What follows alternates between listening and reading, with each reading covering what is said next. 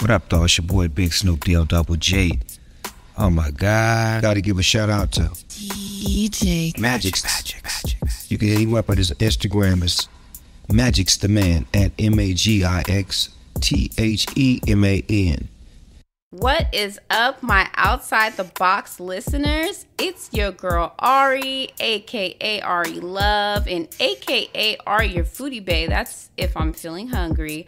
But today we are talking business, and I have on the line with me today the founder of North Star Academics. And she goes by the name Ashley Harding. And so, Ashley, first off, thank you for coming on to the podcast. And second of all, Ashley, can you tell us about your background and just what led you to start North Star Academics? Absolutely, and thank you so much, Ariel, for having me. It's a pleasure talking to you. I am a third-generation Los Angelinos, and I love being from this city. Was educated here, and about 10 years ago, I moved back east, and I got a degree in child development. And when I was working with kids in Boston, I just noticed the inequities that we saw across education, and I've been following the career of Jeffrey Canada for probably close to 15, 16 years. And I just always believed in what I saw and what I was able to receive here at home, which is kids can flourish. Black kids, kids of color can always flourish in our own communities with our own resources. We just need the proper wraparound services. And so when I moved back to Los Angeles, I had the amazing pleasure of working with some of our top and brightest kids in private schools. And I just recognized again, these are kids who are quite efficient and able to compete, but we need to be strong advocates for their best and highest learning goals as well. And so that's what created North Star for me. Oh, for sure. And I love that. And so in particular about North Star Academics, what is the unique thing that stands out compared to other tutoring and academic services? Excellent question. So to start with, I'm an ed therapist, so I'm able to combine both academic and educational mastery techniques with social emotional development. So that means that children are not only served with where they may have some academic regressions or remediation, but moreover, we talk about what that means to them and how they feel about it and their experiences in schools that may actually lead to some of the regression that I know that they feel. The other piece is, and this is the thing I'm most proud about, is that everybody who works for me, all of my tutors, all of my executive functioning coaches are people of color. And so I think it's really important that our students see themselves reflected back in their education, not only in the curriculum, but in the educators that they're working with and in the policies that their schools create. And so what North Star is doing moving forward is we're really partnering closely with schools to ensure that those schools also feel that same wraparound support and that they know that there are third-party providers that can really support their students of color. Wow, I love that. It's very much needed. And also just curious, where did you get the name North Star Academics from? Oh, that's my favorite question. I was talking to one of my best friends, and shout out to all entrepreneurs who have a tribe, because we know that that's who holds us down. That's who keeps us in business on those days that are really hard. And one of my very close friends was asking me, like, well, what would you say is the benefit add that you give families? And I was describing, I really walk with them. I'm an advocate. My background is education administration, so I understand school speech, administrator speech. And I just paused and I said, sometimes I just feel like a North Star where we're creating a map for families and that we are walking and guiding them through this whole process of matriculation. And so I thought, well, that's a great framing for the business of North Star Academics. We really partner with families, we partner with school, and we are there to be that guiding post of, at every junction, at every pivot, what's the best for your child, and being there along with you through that journey. Wow. I love the reason behind the name of, the academic center. And I know that your mission is to help students experience more joy while learning. So can you talk about the importance of this mission and how you strive to achieve it? Absolutely. I can actually just share anecdotally some stories that I have about students. I've worked with kids who, when I meet them, are students that unfortunately their schools are even saying, like, I'm not sure this is the right fit. We're not sure how we're going to graduate them. It's a really bleak conversation typically at the onset. Even if the student is high performing, there usually have been some just areas of concern. And so the first question I always go into is an asset-based question. What do they like? What do they do well? Where do we see them in an aspirational world? If all of the inputs are correct, what is actually possible for the child? And that's usually geared towards the school and the family so that we can move away from the deficit and what may not be working to really a space of hope and possibility. But when I start with my students, even students that I may not work with one-on-one, but will work with one of my coaches, I always ask them, what do you love about school? And it breaks my heart. Like, it truly pains me when I hear a Black or a child of color say, I hate school. Oh, man. Because my thought is you will then start to believe that you are not a lifelong learner. That learning happens in a school framework, and that because this school was not a place that was joyful, you didn't have the experiences that felt good, you will then find that those are not experiences that you seek out later in life. And so having joy, giving our kids, if they're going to be in school for 8 to 10 hours, giving them joyful experiences shouldn't be the exception. It should actually be the norm. They should start to see themselves as people who love what they're doing, even when it's challenging.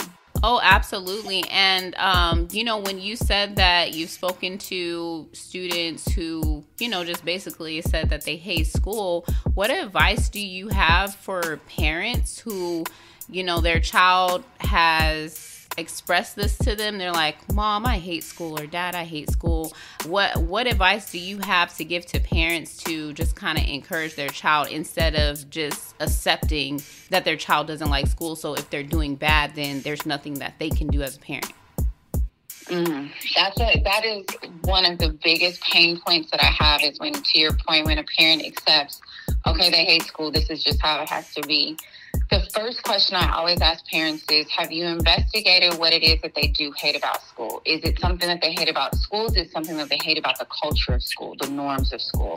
I've never met a 15-year-old who likes being somewhere at 8 a.m.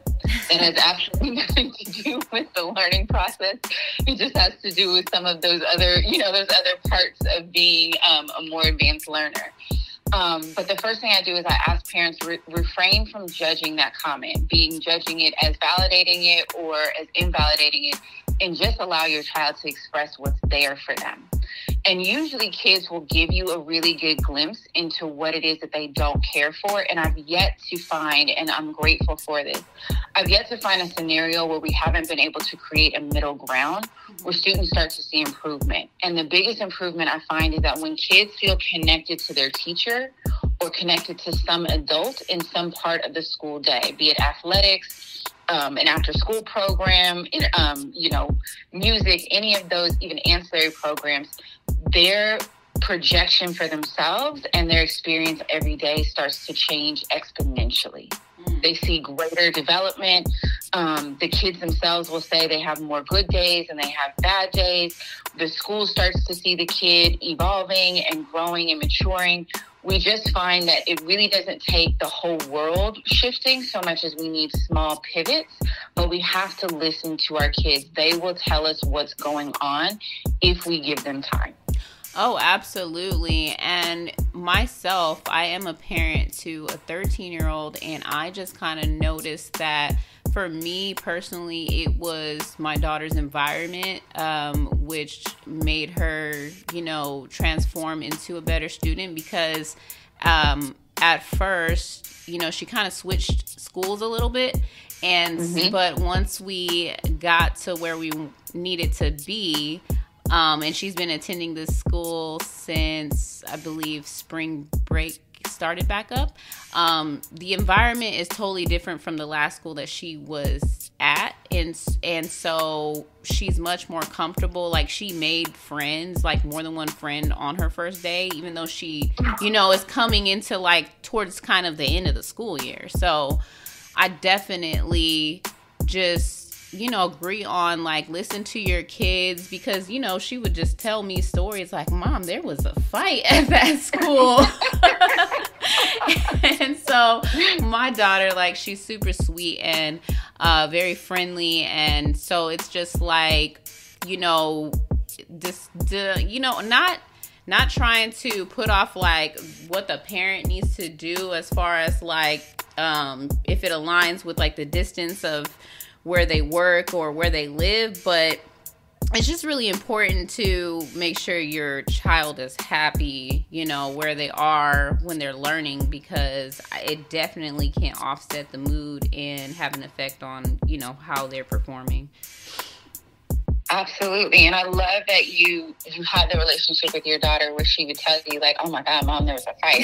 And I'm sure you heard a myriad of other things that, for most of us, depending on our generation, we grew up in spaces where you had friends who went to a myriad of different school experiences.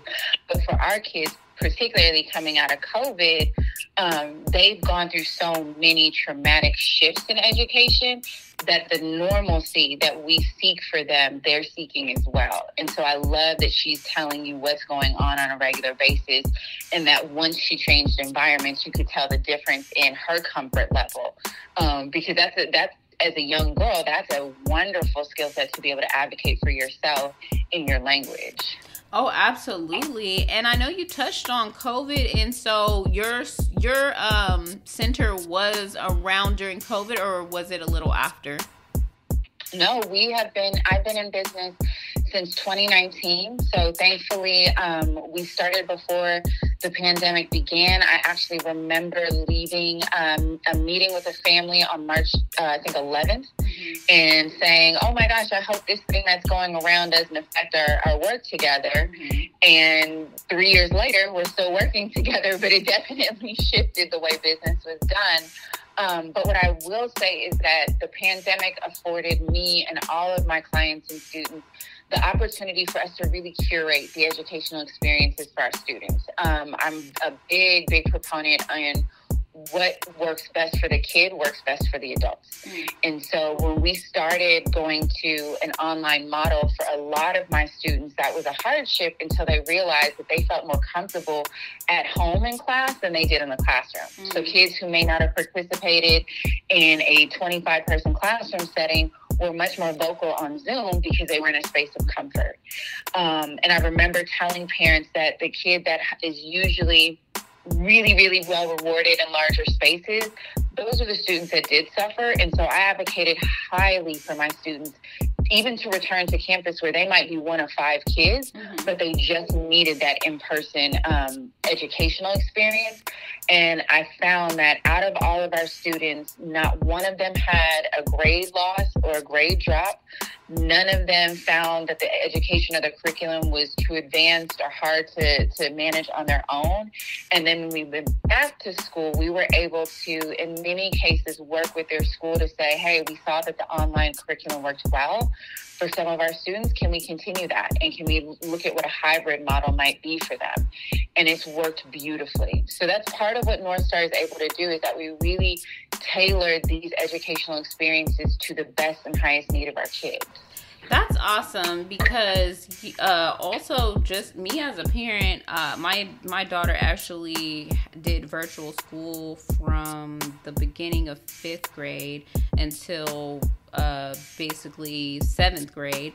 And so she did at an average job learning from home, but definitely she was one of those learners that would prefer to be in person. And unfortunately, where we were at, it wasn't an option yet. And so, and also on the other end, I was like super paranoid, and I didn't want her to catch it. And then I caught it. And then because I have a baby, a 2-year-old, and back then he was like not even 1 yet when it first began. So, I had my guard up pretty high. But that's so true, because even me as an adult, some things I feel like I can catch on pretty fast when it's online, but then there's just certain things I feel like I need to learn in person. that's, I think, for most of us, particularly as an adult, like, I feel like my learning styles become a little bit more fixed. So even for me, when people say, "Oh, I have an online webinar curriculum," I'm like, "Nah, sis, we got to be in person. We don't have to have a study group." I enjoy that.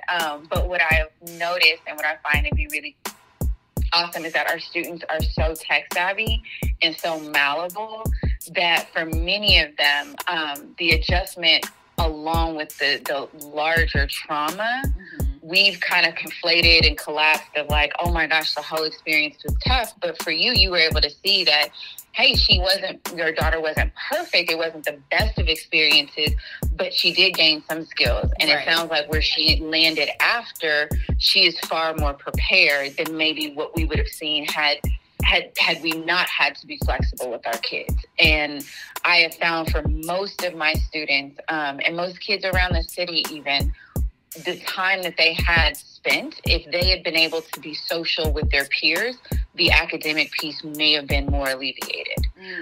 It was both the social isolation and then not being in the classroom that really pushed some kids to a place of, we've got to enter back into traditional school sooner than later.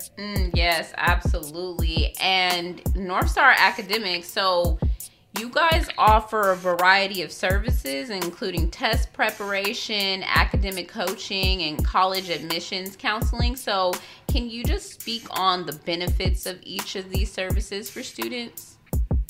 Absolutely. So from my perspective as an ed therapist, I really start with how do we ensure that we take a student, traditionally a student may not be as high performing as they could be, and make them masterful, not just in the academic proficiencies, but really in being able to manage themselves, their time, and their engagement with their teachers. And that usually comes at the high school level.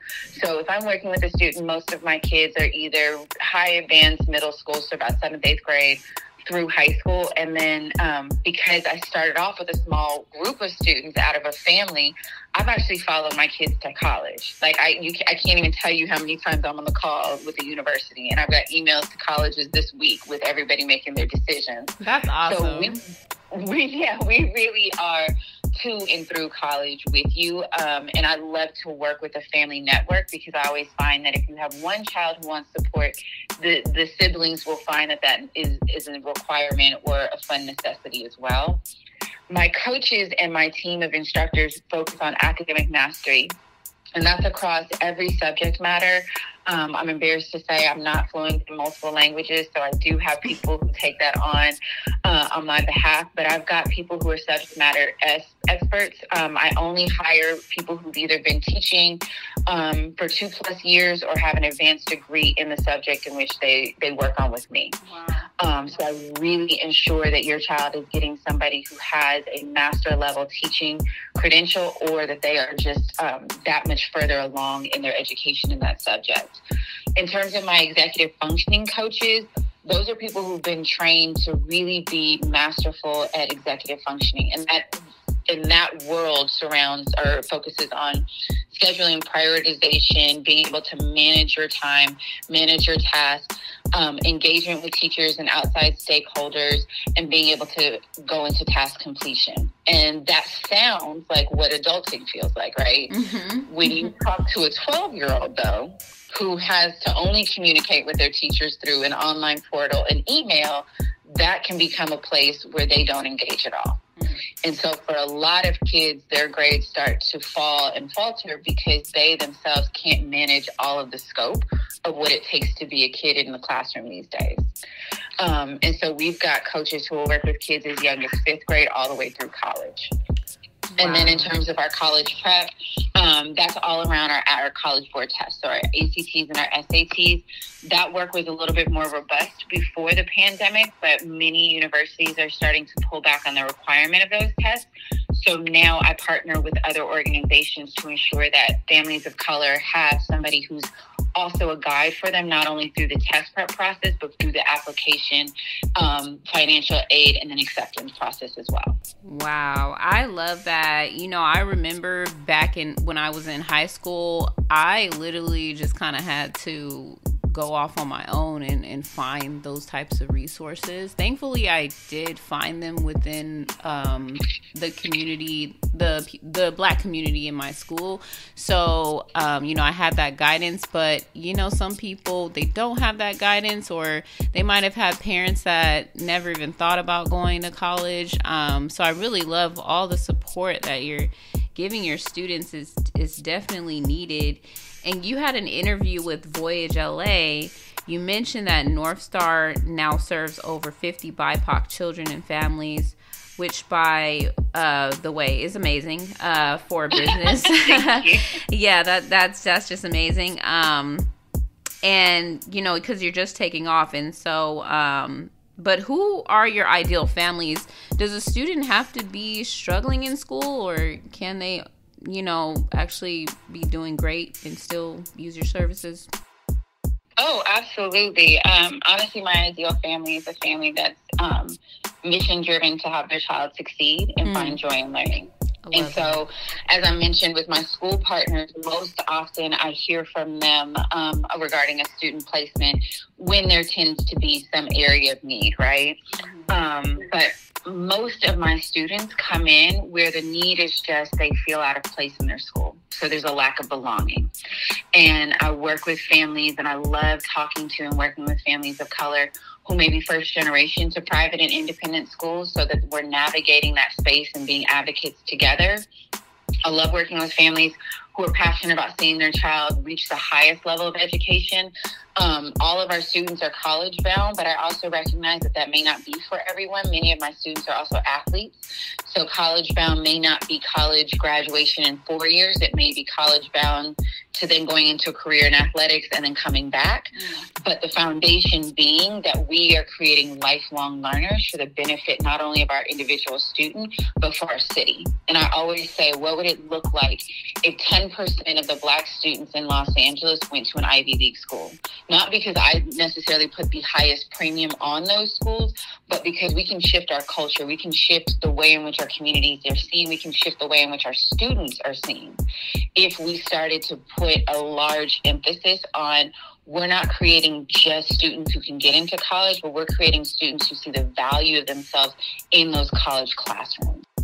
Oh, absolutely. And what you're doing is amazing, given the services you offer. And are there, just because I'm very curious, are there scholarships available to be a part of the program, or is your program, just economically accessible for those underserved communities? That's a great question. I'm working on partnerships right now so that we start doing more pro bono work with schools of higher need.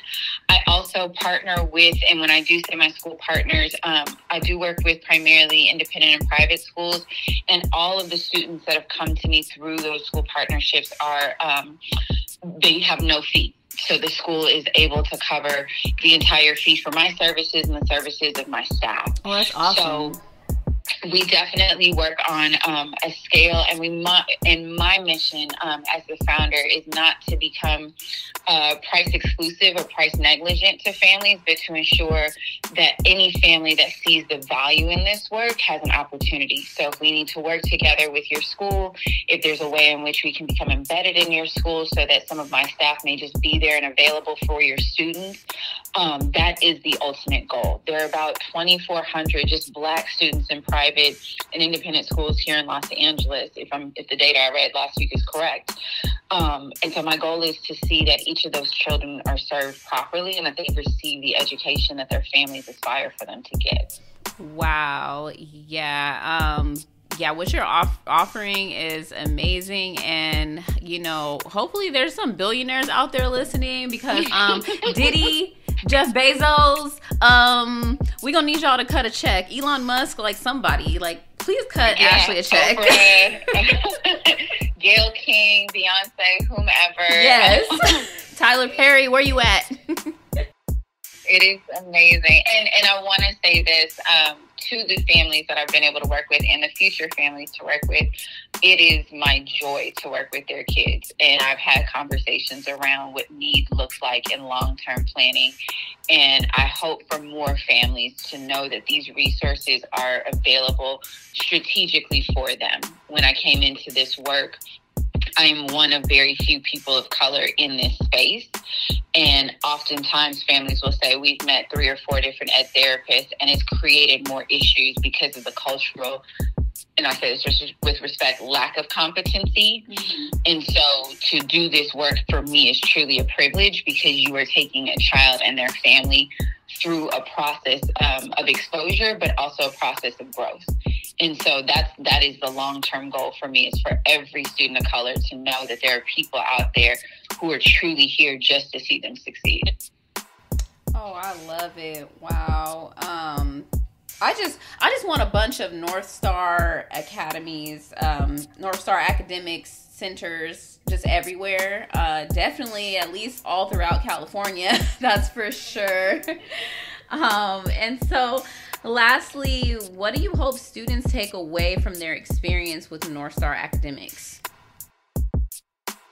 Wow, that's such a great question, because I'm working on my growth plan. And the first thing I wrote is that at some point, I hope when a student meets me, they have no idea that I'm the founder of North Star, that the business has grown so much that I'm almost anonymous in it.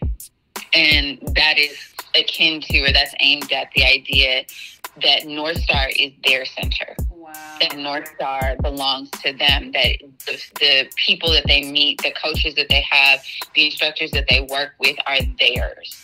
And there's a sense of belonging and association and a feeling of kinship. That's the biggest piece for me, because again, working in spaces and with students where they are one of maybe 4 or 5 out of a class of 100 of kids, that sense of belonging may not be in their day-to-day experience at school.